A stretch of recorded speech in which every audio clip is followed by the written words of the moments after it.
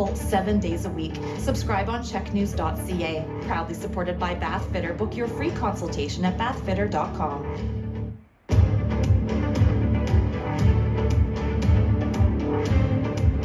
For the first time ever, the east coast of Vancouver Island is being mapped so precisely that the job is taking 5 years to complete. A specially equipped boat has been tracking the shoreline, and people have been walking beaches and hidden coast to document every single meter of the coast. Dean Stoltz explains why. This boat named Wilbur has been documenting the east coast of Vancouver Island and just finished the final leg from Comox to Port McNeill this summer.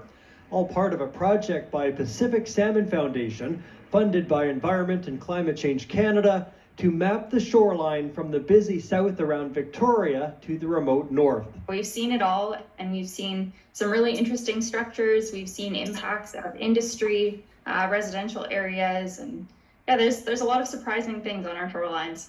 The goal is to raise awareness about climate change, and the mapping initiative is just one part of it.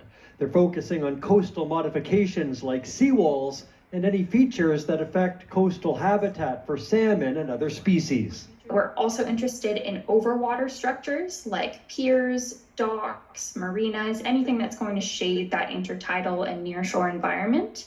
And then the third aspect is log accumulation on beaches.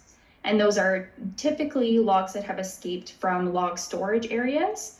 Every meter of the coast is being recorded, and what can't be done by Wilbur is done by people walking the shoreline with cameras, paddling in a kayak, or in a tender. But Wilbur really does make it all possible. She's a 16-foot sea dory outfitted with the latest cameras. We're running photos from a 360-degree camera that's mounted on top of the boat.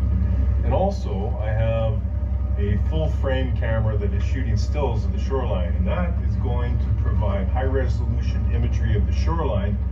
It will all be turned into maps over the next year and will even be available eventually on Google Street View. This is going to be a really interesting perspective of the shorelines of Vancouver Island and the Gulf Islands, because this has never been done before.